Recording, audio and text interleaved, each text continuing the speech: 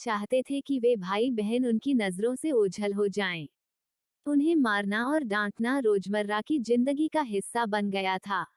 आमतौर पर युन शियाओक्सियाओ ऐसा कुछ नहीं कहेंगे, लेकिन हलचल भरी भीड़ में से किसी ने टिप्पणी की, दा झू को हर समय घर पर पीटा जाता है, जिससे उसका सिर फट जाता है, और दा झू के पिता इसके बारे में कुछ नहीं करते हैं।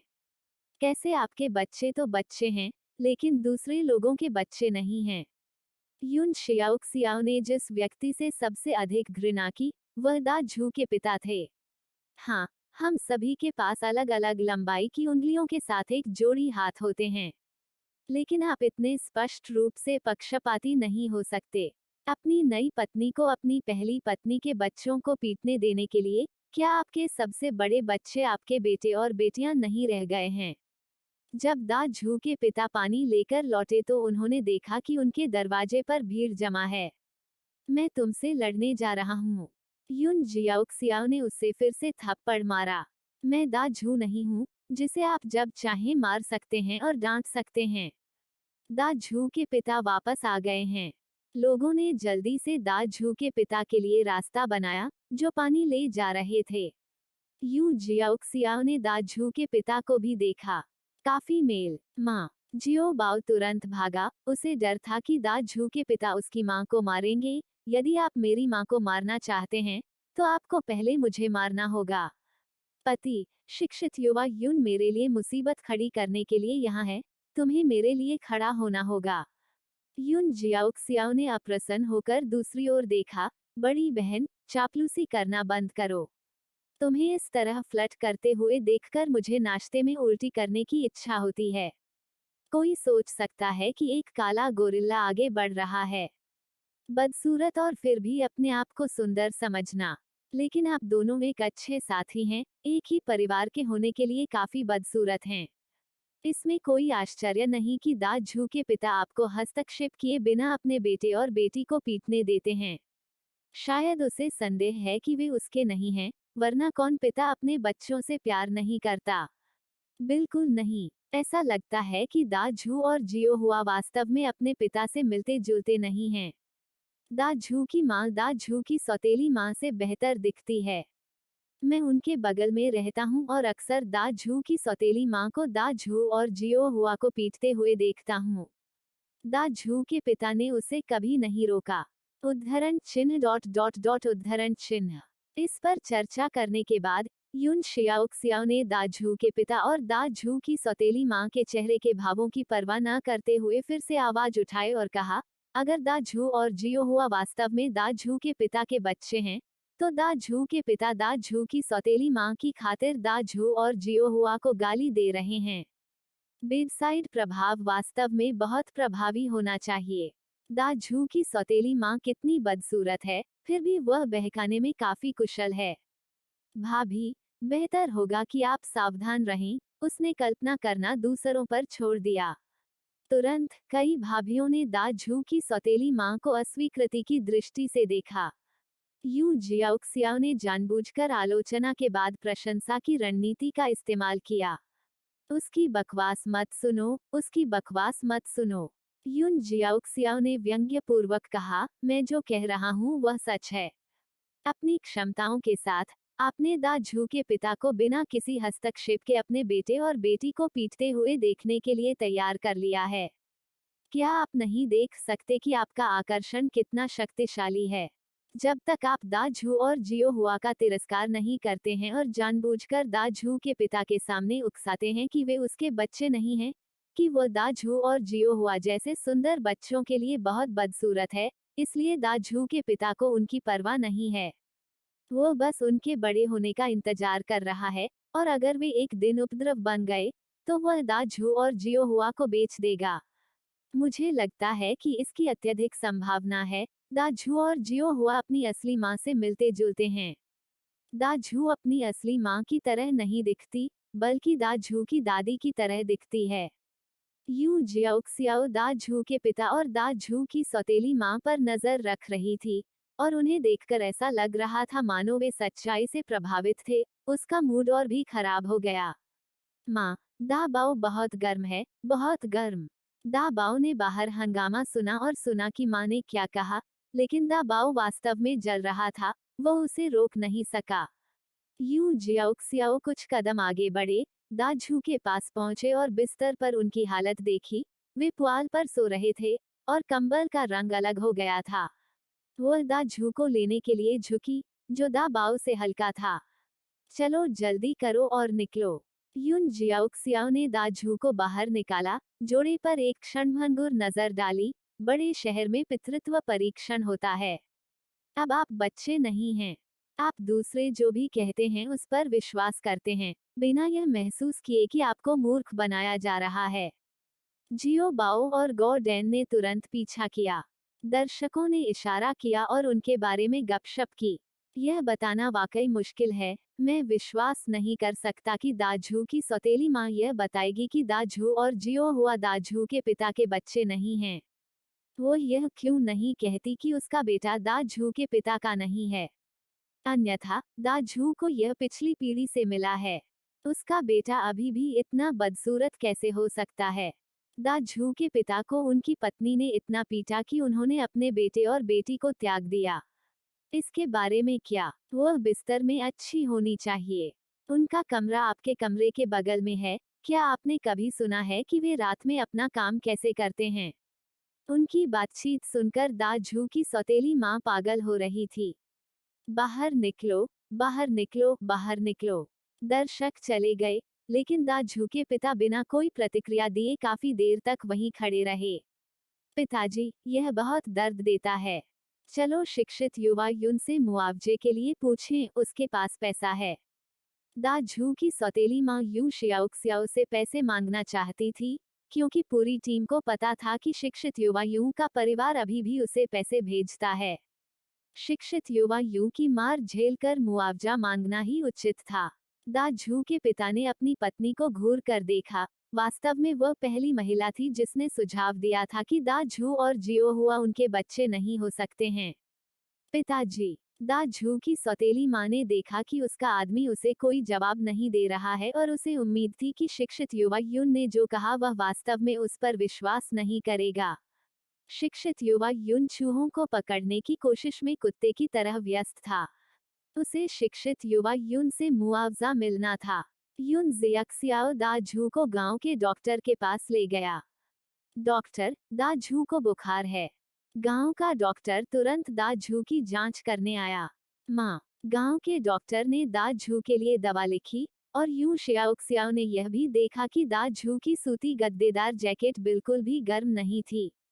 उसने दाझू के शरीर पर निशान भी देखे, और ऐसा लग रहा था मानो ये निशान वर्षों से जमा होते जा रहे हों। सचमुच, वो उनके प्रति बहुत नर्म थी। उसे उनके चेहरे पर जोरदार तमाचा मारना चाहिए था। वो कोई कमजोर महिला नहीं थी। यह सचमुच घृणित था। माँ, दाझू कब जागेंगे? जियो हुआ ने भी अपने भाई को इस बिस्तर पर लेटे हुए देखा। उसके भाई को बुखार था और उसने पिताजी को बताया, लेकिन सौतेली माँ ने कहा कि उसका भाई झूठ बोल रहा था।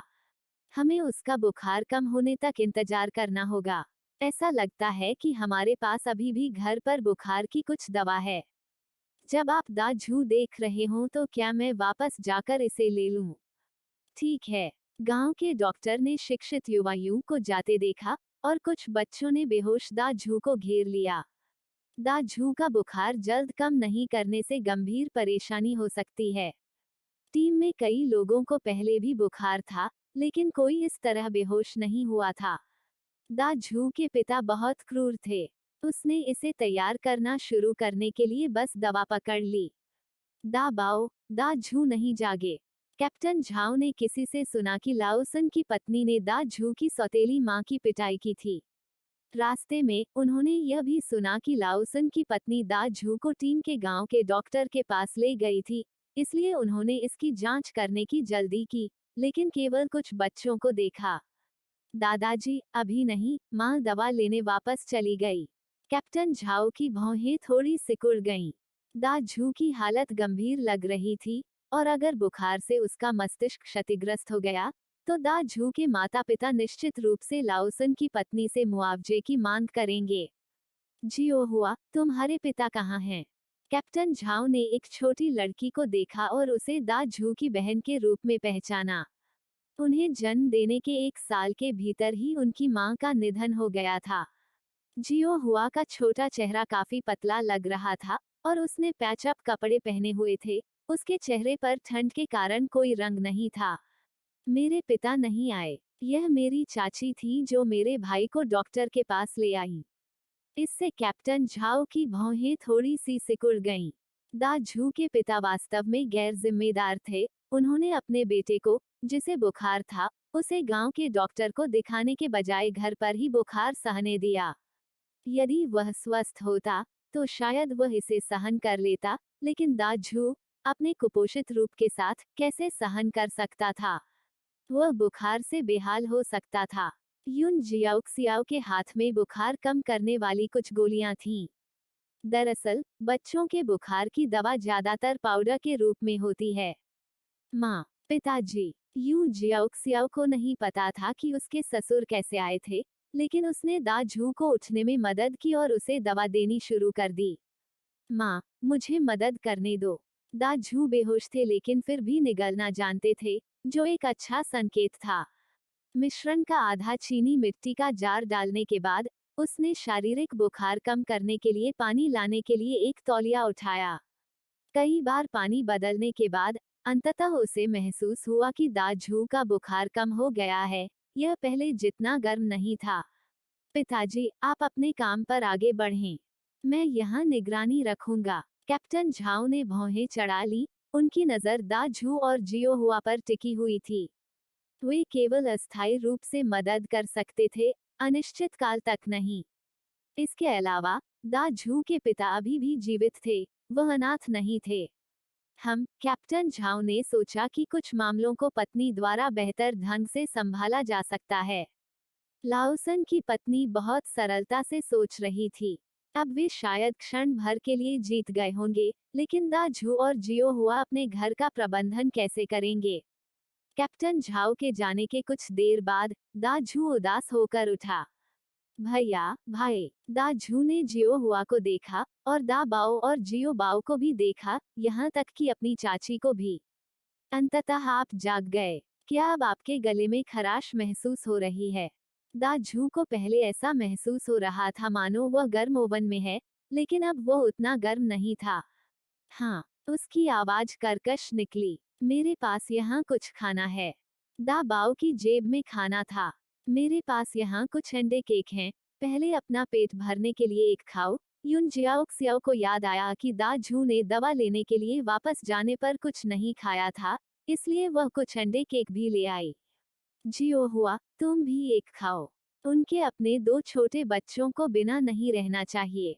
धन्यवाद चाची जी। दा झू को सचमुच बहुत भूख लगी थी। अब सर्दी आ गई है। उनका परिवार दिन में केवल 2 बार भोजन करता है। कल लगभग एक दिन भूखा रहा था। अंडे के केक का स्वाद सचमुच अच्छा था। गांव का डॉक्टर दवा का कटोरा लेकर आया। उसने बच्चों को अंडे केक खाते हुए देखा और देखा कि दा झू जाग गया था। बुखार उतर गया क्या? हाँ, दा बाओ के पिता ने शहर के स्वास्थ्य क्लिनिक से कुछ दवाएं खरीदी। आगे की योजना बना रहे थे क्योंकि मैं अकेले बच्चों की सर्दी और बुखार को संभाल नहीं सकता। गांव के डॉक्टर को आश्चर्य नहीं हुआ। इन दिनों ब्रिगेड में कौन नहीं जानता था कि एल्डर झाओ उसकी पत्नी से प्रेम करता था। अच्छी बात है, लेकिन वे यहाँ अनिश्चित काल तक नहीं रह सके। मुझे कितना पैसा देना है? आखिरकार डॉक्टर ने दा झू की जांच की और दवा तैयार की, इसलिए उन्हें परामर्श और हर्बल शुल्क का भुगतान करना पड़ा। 3 पैसे। यू जियाओक्सियाओ द्वारा भुगतान करने के बाद उसने दा झू की ओर देखा। क्या आप चल सकते हैं? दा झू ने तुरंत सिर हिलाया। 8 साल का होने के बावजूद वह बहुत पतला था। हाँ, मैं कर सकता हूँ। वह छोटे बिस्तर से उठने के लिए संघर्ष कर रहा था, लगभग गिर रहा था, लेकिन युन जियाओक्सियाओ ने तुरंत उसे पकड़ लिया। चलो, हम घर जा रहे हैं। यू जियाओक्सियाओ ने सोचा कि दा झू अभी भी कितना कमजोर था। हालांकि उसका बुखार कम हो गया था, फिर भी उसका शरीर कमजोर था। इस बीच कैप्टन झाओ से यह जानकर श्रीमती झाओ बहुत चिंतित हुई। आपको दा झू के घर जाना चाहिए। श्रीमती झाओ के मन में दा झू के पिता और उसकी सौतेली माँ के लिए कोई अच्छी भावना नहीं थी। वह उस घोटाले का दोष लाओसन की पत्नी पर डालने की कोशिश कर रही होगी। मैं जाऊंगा। श्रीमती झाओ ने ये शब्द छोड़े और दा झू के घर की ओर चल दी। इस बीच दा झू की सौतेली माँ पैसे मांगने पर अड़ी रही। लेकिन दा झू के पिता एक छोटे से स्टूल पर बैठे थे। चाहे दा झू की सौतेली माँ ने कुछ भी कहा हो, भले ही उनका छोटा बेटा आंगन में खेल रहा हो, वह शिक्षित युवा युन को खोजने नहीं गए। आप दोनों अभी भी यहाँ क्यों खड़े हैं? और आप, एक पिता के रूप में, आपके बेटे को तेज बुखार है और वह बेहोश है। आप उसे डॉक्टर के पास नहीं ले जाते हैं, लेकिन उसके जीवन की उपेक्षा करते हैं। आप अभी भी कैसे सोच सकते हैं कि दा झू आपका बच्चा नहीं है? क्या आप यह भी नहीं जानते कि आपके बेटे के रूप में आपकी अपनी माँ कैसी दिखती है? और आप, वांग लिहुआ, जानबूझकर बड़े बच्चे के सामने यह कहते हुए भड़का रहे हैं कि दा झू और जियो हुआ उसके नहीं हैं। क्या उसकी संतान नहीं है? वे किसकी हैं? श्रीमती झाओ की नजर हल्के से वांग लिहुआ की ओर चली गई। वांग लिहुआ, मैंने कैसे सुना कि तुम्हारी शादी होने से पहले तुमने एक आदमी को लगभग छीन लिया था। मुझे यह भी नहीं पता कि तुमने उसके बाद क्या किया। इससे पहले कि वह बोलना समाप्त कर पाती, दा झू के पिता ने वांग लिहुआ को थप्पड़ मारा। तुमने वास्तव में ऐसी चीजें की? वांग लिहुआ को उम्मीद नहीं थी कि श्रीमती झाओ ऐसा दृश्य बनाएंगी। मैंने नहीं किया, मैंने वास्तव में नहीं किया। आप अभी भी यहाँ खड़े होकर क्या कर रहे हैं? अपने बेटे को देखने के लिए डॉक्टर के पास क्यों नहीं जाते? अपने पैसे लाने के लिए याद रखें। आप अब बच्चे नहीं हैं। दूसरों की हर बात सच नहीं है। आप इसकी पुष्टि क्यों नहीं करते? आपकी माँ ने वास्तव में आपको पालने में इतने साल बर्बाद कर दिए। अगर यह अकाल नहीं होता, आपके और आपके भाइयों की खातिर, तो क्या आपके माता पिता भोजन खोजने के लिए पहाड़ों में गए होते और बिना किसी निशान के गायब हो जाते? दा झू के पिता झाओ परिवार के मूल निवासी हैं। उन्हें श्रीमती झाओ को आंटी कहना चाहिए। दा झू के पिता के दो छोटे भाई भी हैं, लेकिन शादी के बाद वे बाहर चले गए और अपना जीवन जीने लगे। मैं शिक्षित युवा युन से मुआवजा प्राप्त करना चाहता हूँ। श्रीमती झाओ ने ठंडे स्वर में कहा, आप मेरे पास आते हैं, हमारे झाओ परिवार के बच्चों को धमकाते हुए, हम बड़ों की उपेक्षा करते हुए। यह देखकर कि दा झू के पिता चले गए थे, श्रीमती झाओ भी मुड़ गईं और वांग लिहुआ पर नजर डाले बिना चली गईं। जो लोग पहले से दीवार पर बैठकर उत्साह देख रहे थे, उन्होंने उन्हें जाते देखा और उनमें भी रुचि कम हो गई। लेकिन जल्द ही कहानी फैल गई। यह बहुत सनसनीखेज था। दा झू की सौतेली माँ ने एक आदमी पर लगभग हमला कर दिया। अंत में कहानी इस ओर मुड़ गई कि दा झू की सौतेली माँ ने कई पुरुषों को छीन लिया था। इस घटना का युन शियाओ सियाओ से कोई लेना देना नहीं है। वे पहले ही घर पहुंच चुके थे। मैं तुम्हारे लिए खाने के लिए कुछ बनाऊंगा। आंटी, मुझे भूख नहीं है। दा झू को पता था कि दा बाओ के घर में खाने के लिए बहुत कुछ है, लेकिन वह अपनी चाची का खाना खाना जारी नहीं रख सकता था। मेरे पास कुछ बंस हैं, मैं उन्हें गर्म कर दूंगा। इस बीच दा झू के पिता और श्रीमती झाओ गांव के डॉक्टर के पास पहुंचे, लेकिन किसी को नहीं देखा। गांव के डॉक्टर से पूछने पर उन्हें पता चला कि वो व्यक्ति जाग गया था और बुखार कम हो गया था। संभवतः शिक्षित युवा युन ने उसे वापस ले लिया था। इसके बाद वे झाओ निवास की ओर चले गए। खाओ, सफेद आटे की बंस। दा झू और जियो हुआ ने उन्हें लंबे समय से नहीं खाया था। आजकल वे शकरकंद का दलिया खाते थे। उनकी सौतेली माँ ने ठोस भाग खा लिया जबकि उन्होंने पानी वाला भाग खा लिया, और उनके पास केवल एक ही कटोरा था, जो मुश्किल से ही भर पाता था। खाओ, वे वास्तव में स्वादिष्ट हैं।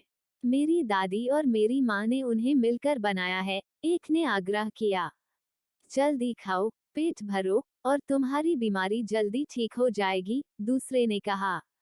कई लोगों की सलाह के तहत दा झू और जियोहुआ ने एक एक रोटी ली और धीरे धीरे खाना शुरू कर दिया, जैसे कि दुनिया के सबसे स्वादिष्ट भोजन का स्वाद ले रहे हों। जैसे ही दा झू के पिता और श्रीमती झाओ पहुंचे, उन्होंने देखा कि दा झू और जियोहुआ दोनों ने एक रोटी पकड़ रखी थी और उसे खा रहे थे। दादी, जब दा झू और जियोहुआ ने अपने पिता को आते देखा, तो उन्होंने सहज रूप से अपना भोजन अपनी छाती में छिपाने की कोशिश की। दाझू जियो हुआ। यूं जियाओक्सियाओ ने अपनी सास को देखा। क्या इस मामले ने उसे भी चिंतित कर दिया था? ऐसा लग रहा था जैसे उसकी सास दाझू के पिता को बुलाने गई थी। पिताजी गलत थे। पिताजी को आपकी दादी को नहीं भूलना चाहिए था। क्या? दाझू को समझ नहीं आया। दाझू, आप अपनी दादी की तरह दिखती हैं, यह पीढ़ियों से चली आ रही है। दाझू अपने दादा दादी से कभी नहीं मिले थे, तो क्या उन्हें पता था कि वे कैसे दिखते थे? लेकिन उसने अपनी सौतेली माँ को यह कहते सुना था कि वह अपने पिता जैसा नहीं दिखता था, यहाँ तक कि उसने यह भी कहा था कि वह झाओ परिवार का बच्चा नहीं है। क्या मैं सचमुच अपने पिता की संतान हूँ? दाझू के पिता ने दाझू की ओर देखा। तुम मेरे बच्चे हो, तुम मेरे बच्चे हो।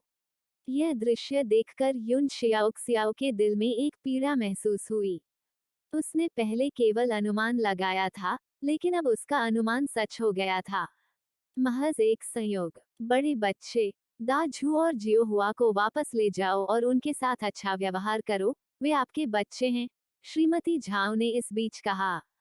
दोनों भाई बहनों को देखने से पता चलता है कि वे वास्तव में बहुत पतले थे, और उनके कपड़े, हालांकि बिखरे हुए थे, ज्यादातर मैले कुचैले और कुछ कुछ गंदे थे। ताज़ा साफ किए गए दाबाओ और जियो बाओ की तुलना में इसने भाई बहनों को गलत तरीके से भिखारियों जैसा बना दिया। दूसरी चाची, मैं दोनों भाई बहनों को अपने साथ वापस ले जाऊंगा। देखभाल के लिए एजुकेटेड यूथ यून को धन्यवाद। दाझू के पिता भी जानते थे कि वो दोनों बच्चों को हमेशा के लिए एजुकेटेड यूथ यून में नहीं रहने दे सकते। दाझू को जगाने के लिए शिक्षित युवा यून को बहुत चिंता करनी पड़ी। इसके अलावा उसने पहले भी भाई बहनों को खाने के लिए बंस दिए थे। आंटी, अब हम वापस चलेंगे। दाझू ने माप को समझा। वे अपनी चाची के घर पर नहीं रह सकते थे और उनकी देखभाल नहीं कर सकते थे। ठीक है, ध्यान रखना और अगर तुम्हें धमकाया जाए तो आकर मुझे बताना। चुपचाप इसे सहन मत करो। युन जियाओक्सियाओ की नजर दाझू के पिता की ओर गई। ये बात उनके सामने कही गई थी। हम उन तीनों के चले जाने के बाद श्रीमती झाओ ने यूं शियाओक्सियाओ से बात की। मुझे पता है कि आप जो सही है उसके लिए खड़े हुए हैं, लेकिन कुछ लोग वास्तव में आपकी परेशानी के लायक नहीं हैं, जैसे दाझू की सौतेली माँ, जो उबलते पानी में मरे हुए सुअर की तरह मोटी चमड़ी वाली है। शुरुआत में वह अपने रूप रंग के कारण शादी नहीं कर सकी, जिसके कारण उसने सौतेली माँ के रूप में दाझू के पिता से शादी की। क्या ऐसी भी कोई कहानी थी? हालांकि आज पहली बार उसने दाझू की सौतेली माँ को देखा था, और वास्तव में वह अच्छी नहीं दिख रही थी। यान शियाओक्सियाओ ने सोचा कि यह बच्चे को जन्म देने के बाद ठीक से आराम न करने के कारण हो सकता है, या शायद खेतों में रोजाना काम करने, काम के अंक अर्जित करने और धूप से झुलसने के कारण हो सकता है, जिसकी तुलना एक युवा लड़की की शक्ल से नहीं की जा सकती। उसे नहीं पता था कि इसके पीछे ऐसी कहानियां थीं। श्रीमती झाओ ने इस डर से कहा कि लाओसन की पत्नी वास्तव में धोखा खा जाएगी और अंततः मुआवजा देगी। उसने आपसे मुआवजा पाने की चाहत में हंगामा भी किया, जैसे कि उसके चेहरे का कोई मूल्य है। ऐसा व्यक्ति वास्तव में इसके लायक नहीं था। सासू माँ, तुमने सचमुच मुझे चौंका दिया। गांव में बहुत सारे दयनीय लोग हैं, आप उन सभी पर दया नहीं कर सकते। यूं जियाओक्सियाओ ने सिर हिलाया, स्वीकार किया कि वह समझ गई है। हाँ, मैं पहले वापस जाऊंगी। अगर कुछ है, तो बस दा बाओ को मेरे लिए बुलाओ। श्रीमती झाओ इन शब्दों को छोड़ने के बाद चली गईं। तुम बच्चों, लिखो। दोनों बच्चे आज्ञाकारी ढंग से सुनते रहे। क्या उन्हें लग रहा था कि उनकी माँ परेशान है? वह क्यों परेशान थी, उन्हें नहीं पता। जैसे ही दाझू के पिता दाझू और जियो हुआ के साथ लौटे, दाझू की सौतेली माँ ने उन्हें घूर कर देखा। मैंने कहा कि वह ऐसा दिखावा कर रहा था। जब पहले उसे बाहर निकाला गया तो वह बेहोश था, लेकिन अब वह कैसे जाग रहा है? दाझू की सौतेली माँ, वांग लिहुआ, बुरे मूड में थी। दाझू को जागते और वापस आते देख, उसने तुरंत अपना व्यंग्य शुरू कर दिया। दाझू के पिता, वांग लिहुआ की ओर देखे बिना, दाझू को कमरे में ले गए, फिर रजाई लाने के लिए वापस गए और उसे अपने कमरे में ले गए। आप क्या कर रहे हो? दा झू के पिता को उस कमीने के कमरे में रजाई ले जाते देख वांग लिहुआ तुरंत उसे रोकने के लिए आगे बढ़े। हालांकि दा झू के पिता ने अपने कदम नहीं रोके और उन्होंने दा झू के कमरे की ओर देखा और वहां चले गए। तुम क्या कर रहे हो? वह मेरी रजाई है। वांग लिहुआ ने इसे छीनने की कोशिश की, लेकिन दा झू के पिता ने उसे धक्का दे दिया। दा झू भी मेरा बेटा है। आपने जिसे जन्म दिया वह मेरा बेटा कैसे है, लेकिन जिसे मेरी मृत पत्नी ने जन्म दिया वह अब मेरा बेटा नहीं है। क्या क्या ऐसा नहीं था कि दा झू उनके अपने आदमी जैसा नहीं दिखता था? अब वह इस पर कैसे विश्वास करता है? टीम लीडर की पत्नी सचमुच बहुत ज्यादा बात करती है। वांग लिहुआ, मैं तुमसे कह रहा हूँ, अगर तुम रहना चाहते हो तो रहो, अगर तुम नहीं रहना चाहते तो घर वापस जाओ। दा झू अभी भी मेरा बेटा है।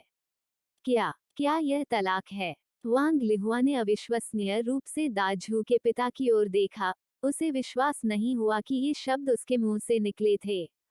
क्या वह उसे तलाक देने वाला था? वांग लिहुआ ने यह सोचने की हिम्मत नहीं की कि तलाक के बाद उसका भाग्य क्या होगा। उसके माता पिता के घर ने उसे अंदर नहीं आने दिया। अपनी कुरूपता के कारण वह पहले की तरह सौतेली मां नहीं बनेगी। मैं यह नहीं कह रहा कि ऐसा नहीं है।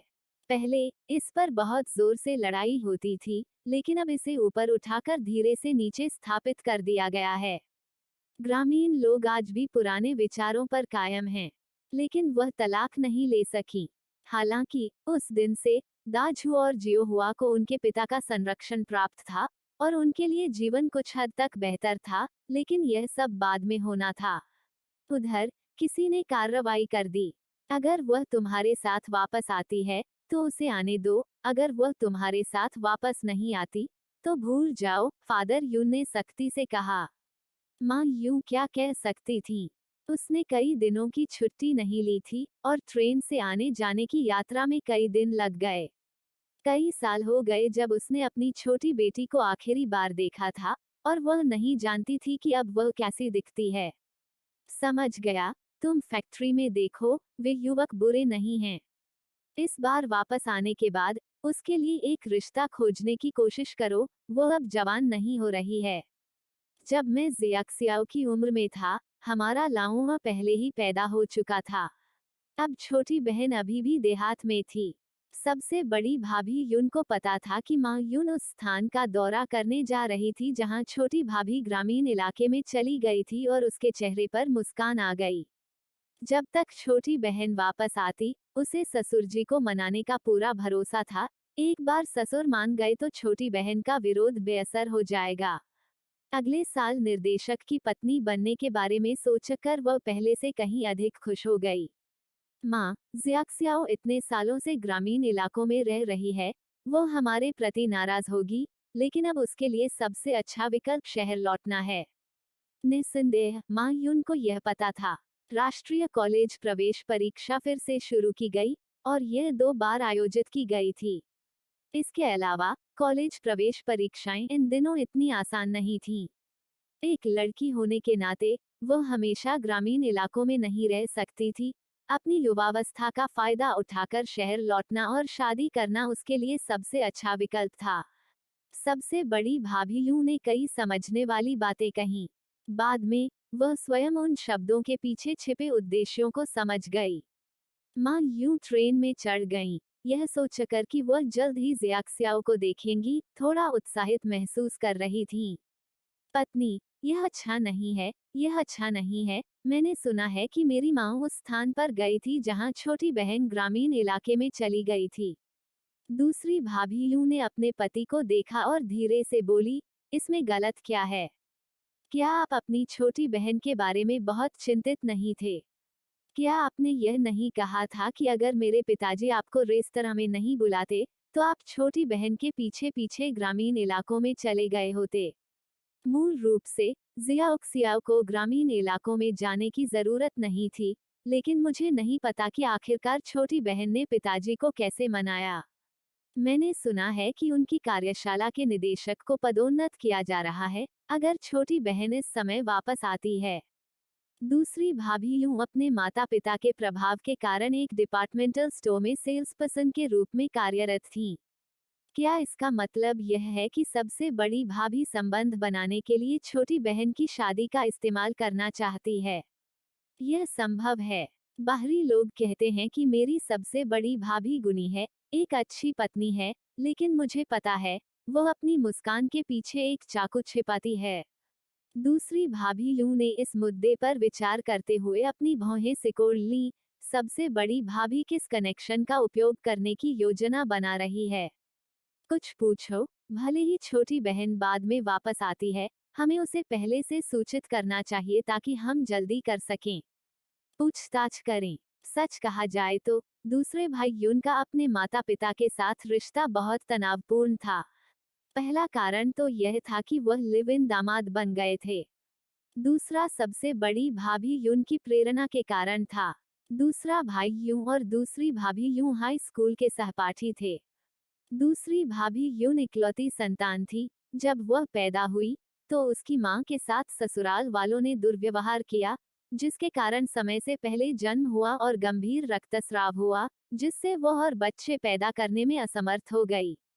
सौभाग्य से दूसरी भाभी यून के पिता मां और बेटी दोनों का बहुत ख्याल रखते थे। दूसरी भाभी यून के पिता एक सरकारी स्वामित्व वाले रेस्तरां में शेफ थे, जबकि उनकी मां एक डिपार्टमेंटल स्टोर में सेल्सवुमन थी। दूसरी भाभी यून की नौकरी वास्तव में उनकी सेवानिवृत्त मां से ली गई थी।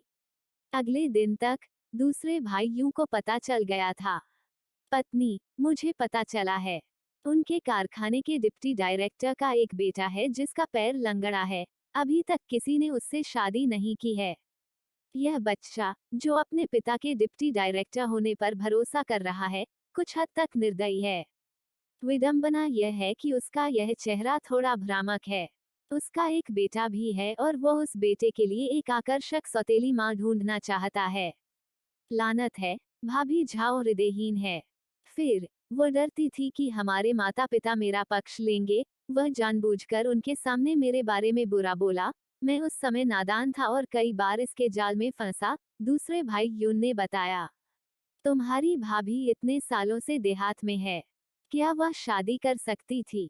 आखिरकार उसे ग्रामीण इलाकों में गए हुए 6 साल हो गए हैं, और इतने वर्षों तक ग्रामीण इलाकों में खेतों में काम करने के बाद क्या यह संभव नहीं है कि उसकी युवा शक्ति खत्म हो गई है? भले ही उसके परिवार के लोग कभी कभार उसे डाक के माध्यम से कुछ भोजन भेजते थे, लेकिन काम के लिए खेतों में दैनिक श्रम की आवश्यकता होती थी, और सूरज के संपर्क में रहने के बावजूद वह इसे कैसे झेल सकती थी? डर है कि नाजुक फूल पहले ही मुरझा गया था, लेकिन यह बेहतर था कि वह अपने परिवार के कुछ मूर्ख और उतावले पुरुषों को अपनी अटकलें न बताएं। मैंने कुछ नहीं सुना, क्या आपने सुना है? सियाक्सियाओ ऐसा कुछ नहीं करेगी, है ना? दूसरे भाई यून को अपनी छोटी बहन की याद आई जो प्यार से उसे दूसरा भाई कहकर बुलाती थी। हालांकि वह थोड़ी जिद्दी थी, नहीं तो बड़ी भाभी के बहकावे में दोनों में से कोई नहीं आता। उनके पिता एक फैक्ट्री के निदेशक थे और उनकी मां वहां अकाउंटेंट थी। संभवतः उनके पास जियाक्सियाओ के लिए नौकरी खरीदने के लिए पैसे कैसे नहीं थे। लेकिन सबसे बड़ी भाभी के दो बेटों के कारण जबरदस्त पक्षपात था, और वो और जियाओक्सियाओ दोनों एक दूसरे के खिलाफ प्रभावित थे। कौन जानता है, अगर वह शादीशुदा है तो भाभी झाओ की साजिश विफल हो सकती है। यदि नहीं, तो एक बार जब वह शहर वापस आए तो उससे अकेले में मिलने की व्यवस्था करें, और मैं उसे मनाने की कोशिश करूंगी, उसने सुझाव दिया। इस छोटी भाभी से उसकी कभी बातचीत नहीं हुई थी। जब उसने और उसके पति ने डेटिंग शुरू की तो छोटी भाभी पहले ही ग्रामीण इलाकों में चली गई थी। ठीक है, जल्दी से कपड़े धो लो। दूसरे भाई यून और दूसरी भाभी यून के बीच अच्छे वैवाहिक संबंध थे। इसके अलावा दूसरी भाभी यूं का परिवार संपन्न था। एक पिता जो एक सरकारी स्वामित्व वाले रेस्तरां में शेफ था, और एक मां जो एक डिपार्टमेंटल स्टोर में सेल्सवुमेन थी, और घर पर एकमात्र संतान थी। हालांकि दूसरा भाई यून एक लिव इन दामाद था, उसके ससुराल वाले उसके साथ बहुत अच्छा व्यवहार करते थे, और अब उसकी सास उनके तीनों बच्चों की देखभाल कर रही थी। मैं अभी जा रहा हूँ, अभी। Zhao family village team. भाई झाओ इतने लंबे समय से बिस्तर पर लेटे हुए थे, उन्होंने अपने पैर की जांच के लिए शहर के स्वास्थ्य क्लिनिक में जाने की योजना बनाई। इसे अब और नजरअंदाज नहीं किया जा सकता। क्या आप भी शहर जा रहे हैं भाई? भाई झाओ और भाभी झाओ को बैलगाड़ी पर अपनी भाभी यूं शियाओ सियाओ को देखने की उम्मीद नहीं थी। हाँ, मैं अपने पैर की जांच के लिए शहर जा रहा हूँ, उन्होंने पुष्टि की। टांग। भाभी, क्या आप नए साल का सामान खरीदने शहर जा रही हैं? उसने उससे पूछा। नए साल का सामान खरीदें? उसे नए साल के लिए कौन सा सामान खरीदने की जरूरत थी? लेकिन वह यह बात उन्हें कैसे समझा सकती थी? यह नए साल का सामान खरीदने के लिए है। क्या वह सचमुच नए साल का सामान खरीदने जा रही थी?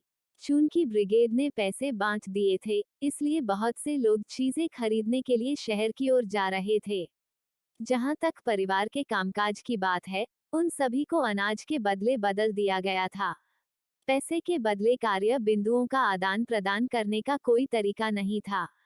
हालांकि भाभी झाओ के परिवार को कुछ पैसे मिले थे, लेकिन वे अभी भी अकाल के कर्ज में थे क्योंकि उन्हें घर पर पैसे खर्च करने की जरूरत थी और उन्होंने अभी तक इसे चुकाया नहीं था। भाभी झाओ पूछना चाहती थी कि क्या कोई कपास बचा है, लेकिन बैलगाड़ी पर इतने सारे लोगों के साथ भाभी झाओ ने नहीं पूछा। रूई वास्तव में गर्म थी और कपड़े में अभी भी बहुत कुछ बचा हुआ था, जिसका उपयोग बच्चों के सूती गद्देदार कपड़ों पर पैच लगाने के लिए किया गया था। सबसे छोटे टुकड़ों को जूते के तलवों में मिलाया गया और बड़े टुकड़ों को एक साथ सिलकर दो सबसे छोटे बच्चों के लिए परिधान बनाया गया। ग्रामीण इलाकों में कपड़े के टिकट के बिना नए कपड़े खरीदना कोई आसान काम नहीं था। शहर में पहुंचने के बाद यू जियाओक्सियाओ ने पूछा, क्या आपको मदद की जरूरत है? भाई झाओ के पास बेत थी और वह अपने पैर पर अधिक बल नहीं लगा सकता था। कोई जरूरत नहीं, कोई जरूरत नहीं। भाई झाओ को धीरे धीरे बैलगाड़ी से नीचे उतारा गया। इस समय कई लोग पहले ही बैलगाड़ी छोड़कर सहकारी समिति में लाइन में लग गए थे, अन्यथा वे बाद में कुछ भी नहीं खरीद पाएंगे। भाभी, अगर आपको कुछ कपड़ा मिल जाए तो क्या आप मेरे लिए कुछ कपड़े निकाल सकती हैं? क्या? भाभी, आप जानती हैं कि यह सब किस्मत के बारे में है। अगर मैं भाग्यशाली रही, तो मुझे रेडीमेड कॉटन पैडेड जैकेट मिल सकती है। पिछली बार मैंने एक देखा था और इसे दाबाओ और जियो बाओ के लिए खरीदा था। ये रेडीमेड परिधान, जिनके लिए टिकट की आवश्यकता नहीं होती है, हालांकि थोड़े अधिक महंगे हैं। उन्होंने अभी अभी अपना घर बनाना पूरा किया था और अभी भी कर्ज में डूबे हुए थे। घर पर उनकी दो बेटियां अभी भी स्कूल में पढ़ रही थीं। युन जियाओक्सियाओ के विचार सरल थे। मैं तुम्हें जो देता हूँ वह तुम्हारा है, लेकिन अगर तुम मुझसे कुछ चाहते हो, क्षमा करें, मैं वह नहीं दूंगा। देना और मांगना अलग अलग हैं। यू जियाओक्सियाओ इस बारे में स्पष्ट थे। तो फिर मैं यह नहीं चाहता। वह बिना टिकट वाले रेडीमेड कपड़े खरीदने में असमर्थ थी। ठीक है। उनसे अलग होने के बाद वह टिकटों का एक सेट खरीदने के इरादे से डाकघर गई। कुछ दिन पहले सामान खरीदते समय अचानक उसकी नज़र टिकटों पर पड़ी और उन्हें उनकी कीमत का एहसास हुआ। उसका इरादा इन्हें खरीदकर भविष्य में बच्चों के लिए रखने का था। शिक्षित युवाओं, आपके पास एक टेलीग्राम है क्या? उसका टेलीग्राम। उसने अपनी पहचान निकाली और टेलीग्राम एकत्र कर लिया।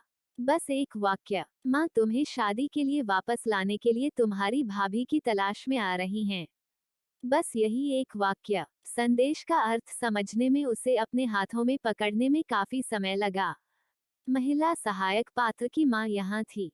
क्या महिला सहायक पात्र की भाभी सहायक महिला पात्र को शादी के लिए वापस आने के लिए कह रही थी?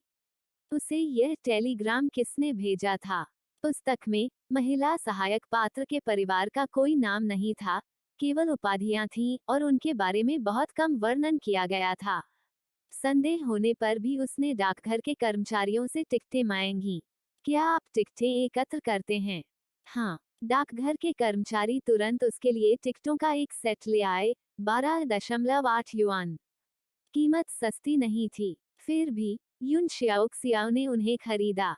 डाकघर से निकलने के बाद वह कुछ विचलित महसूस कर रही थी। मूल कहानी में महिला सहायक पात्र पहले ही एक बार घर लौट चुकी थी, लेकिन अब वो महिला सहायक किरदार बन गई थी और उसकी अपनी मां के घर वापस भागने की कोई साजिश नहीं थी। क्या कथानक बदला जा सकता है? महिला सहायक पात्र वापस नहीं गई थी, लेकिन उसका परिवार उसके लिए आया था।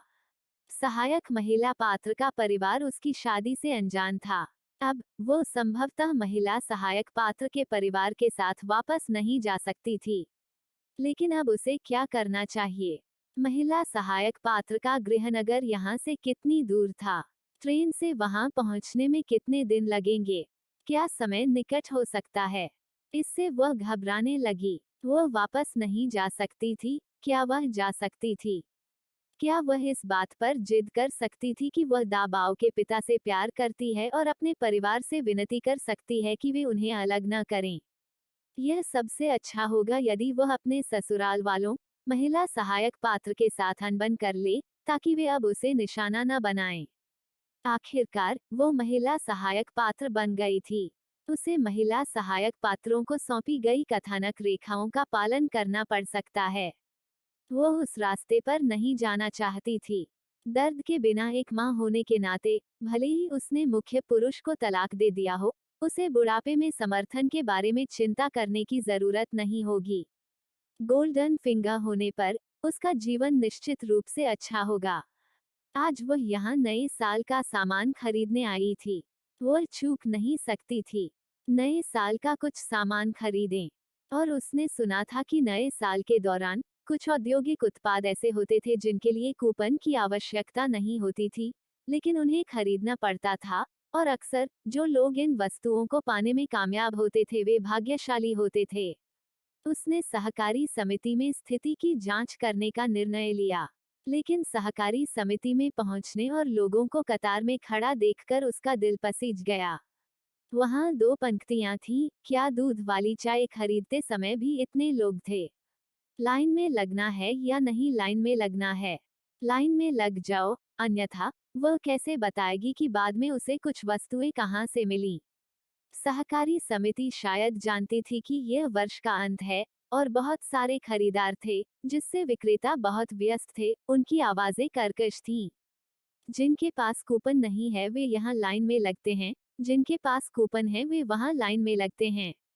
एक विक्रेता स्टूल पर खड़ा होकर जोर जोर से चिल्ला रहा था। कूपन वाली लाइन में कम लोग थे और बिना कूपन वाली लाइन में बहुत ज्यादा लोग थे। यून जियाओक्सियाओ के हाथ में अभी भी कुछ कूपन थे, इसलिए वह पहले कूपन वाले लोगों के लिए किनारे पर खड़ी हो गई। यू जियाओक्सियाओ ने न केवल अपने सभी कूपन खर्च कर दिए बल्कि कुछ ऐसी चीजें भी खरीदी जिनके लिए कूपन की आवश्यकता नहीं थी।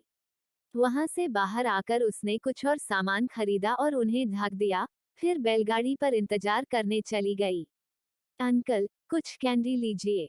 यू जियाओक्सियाओ ने 2 पाउंड फल कैंडी खरीदी थी जिसके लिए कूपन की आवश्यकता नहीं थी।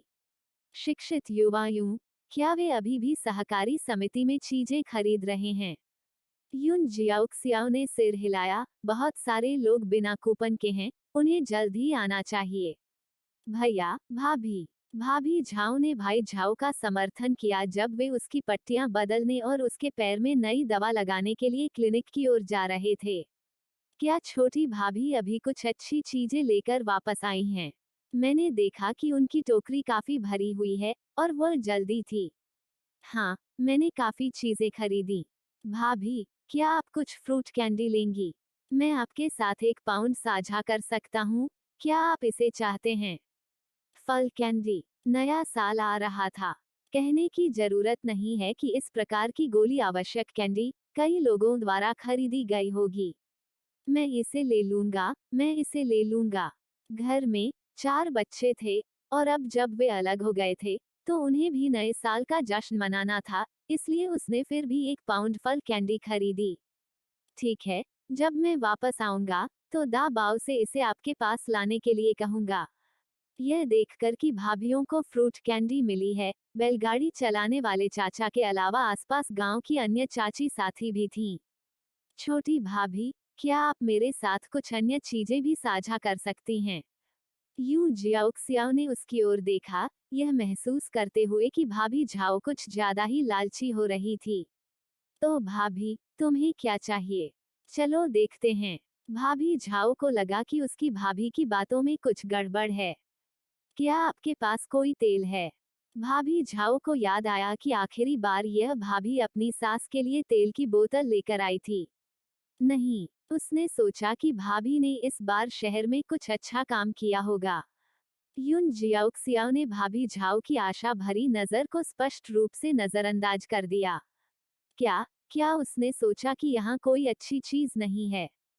क्या कोई नहीं था? बात सिर्फ इतनी थी कि वह इसे वहन नहीं कर सकती थी। मेरे पास अभी भी घर पर माल्टेड दूध का एक बैग है, भाभी, क्या आप इसे खरीदना चाहेंगी? माल्टेड दूध का एक बैग। माल्टेड दूध निश्चित रूप से सस्ता नहीं है। भाभी झाओ नाराज हो गईं और उन्होंने और कुछ नहीं कहा। भाभी ने यह नहीं पूछा कि क्या अन्य वस्तुएं उसे समान रूप से वितरित की जा रही हैं, बल्कि यह पूछा कि क्या वस्तुएं महंगी थीं। डिब्बाबंद फल के बारे में क्या? यह नहीं चाहिए। व्हाइट रैबिट मिल्क कैंडी के बारे में क्या? यह नहीं चाहिए। क्या ये भाभी जानबूझकर ऐसा कर रही थी? भाभी, ऐसा नहीं है कि मैं आपके साथ कुछ बातें साझा नहीं करना चाहता, बल्कि यह है कि आप उन्हें नहीं चाहते। बैलगाड़ी चला रहे चाचा झाओ ने भी उनकी बातचीत सुनी।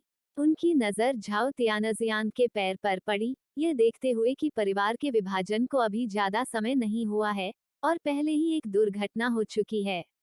अब उनकी महिला साथियों के कपड़ों को देखकर ही कोई बता सकता है कि कौन सा परिवार बेहतर जीवन जी रहा था और कौन सा गरीब।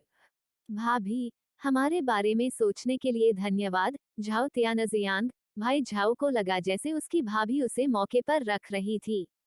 लेकिन वास्तव में वे माल्टेड दूध वगैरह नहीं खरीद सकते थे। लोग लगातार आते रहे, लेकिन उन्हें उन सभी लोगों के लौटने का इंतजार करना पड़ा जो पहले बाहर गए थे, जिसमें 15 मिनट और लग गए। शिक्षित युवा यून, आप देखते हैं, आपने बहुत कुछ खरीदा है ना? सियाओक्सियाओ ने दूसरे व्यक्ति की ओर देखा और उत्तर दिया, नया साल आ रहा है और शहर आना दुर्लभ है, इसलिए मैंने नए साल का सामान तैयार करना शुरू कर दिया।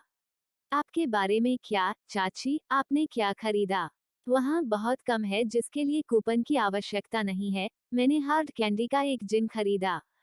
बैलगाड़ी से उतरने के बाद जियाक्सियाओ अपनी टोकरी को अपनी पीठ पर रखकर सीधे घर की ओर चल पड़ी। माँ, माँ, सियाओक्सियाओ ने देखा कि घर में एक अतिरिक्त व्यक्ति था। एर डैन, भाभी, माँ, माँ। सियाओक्सियाओ ने उनकी ओर देखा, फल कैंडी का एक बैग निकाला, आधा डाला, दा बाओ, अपने भाई को ले जाओ और फल कैंडी का यह जिन अपने सबसे बड़े चाचा को दे दो। उसने फ्रूट कैंडी का बचा हुआ जिन एर डैन को सौंप दिया। भाभी, यह लो, यह फ्रूट कैंडी जिसके लिए कूपन की आवश्यकता नहीं है, महंगी नहीं है, इसे अपनी भाभी की ओर से नए साल का उपहार समझो। एर डैन ने अपनी जेब से एक युआन निकाला और इसे जियाक्सियाओ को सौंपने की कोशिश की। आप उस कैंडी के लिए भुगतान नहीं कर सकते जो आपकी भाभी आपको देती है, इसे रखें। सियाओक्सियाओ ने दाबाओ और जियो बाओ की ओर रुख किया, आप लोग जल्दी करें और इसे वितरित करें। भाभी, तो मैं पहले वापस जाऊंगा। वो अपने पैसे सावधानी से रखता था, यह जानते हुए कि उसकी भाभी और तीसरा भाई उसकी अच्छी देखभाल करते थे। उसने सोचा कि कैसे तीसरे भाई के चले जाने के बाद उसकी भाभी के घर में जलाऊ लकड़ी की कमी हो गई होगी और तीसरे भाई द्वारा छोड़े गए घर की देखभाल की आवश्यकता होगी। यह कृतज्ञता से भरा बच्चा था। उन्हें विदा करने के बाद जियाक्सियाओ ने अपनी टोकरी से एक एक करके चीजें निकाली। यदि ये नए साल के लिए थे, तब भी उसने अपने सास ससुर के लिए कुछ तैयार किया। पेस्ट्री और कैंडी, साथ में शराब की एक बोतल। ऑनलाइन एर्गोटो की कांच की बोतलें थीं, जिन्हें पानी में भिगोने पर लेबल आसानी से निकल जाता था। 2 जिन अंडे का केक, एक बैग चीनी, एक 5 जिन बैग नूडल्स और वह तेल की एक बोतल भी ले आई। दा बाओ और जियो बाओ अपने साथ 50 सेंट लेकर वापस आए। चलो, नए साल का सामान तुम्हारी दादी के पास ले चलते हैं। नए साल का क्या सामान? वे तीनों, माँ और बेटे, झाओ फैमिली हवेली की ओर टोकरियां ले गए। शिक्षित युवा यूं, क्या आप अपनी सास को खाना पहुंचाने जा रहे हैं? कुछ लोगों ने जियाक्सियाओ को अपनी पीठ पर टोकरी लेकर वापस आते देखा और बिना देखे ही जान गए कि यह चीजों से भरी हुई है। हाँ, वे पूछना चाहते थे कि कौन सी बातें। शिक्षित युवा यून कई बार सामान खरीदने के लिए शहर गई है और वह हमेशा टीम लीडर के घर पर कुछ सामान पहुंचाती है। क्या आपने पहले नहीं कहा था कि शिक्षित युवा यून अविवाहित थी? अब जब वे अलग हो गए हैं, तो वह अक्सर अपने ससुराल में चीजें भेजती है। इससे पहले, जब वह चीजें भेजती थी, तो यह कुछ ऐसा था जिसे दो विवाहित भाइयों के परिवार साझा करते थे, बेशक वह अनिच्छुक होती थी। मुझे भी ऐसा ही लगता है। जब वे पुराने घर में पहुंचे, तो श्रीमती झाओ खाना बनाने की तैयारी कर रही थी और उन्होंने उन्हें आते देखा, हाथ में टोकरी तो क्या थी। माँ, मैं आपके लिए नए साल का सामान लाने आया हूँ। नए साल का सामान।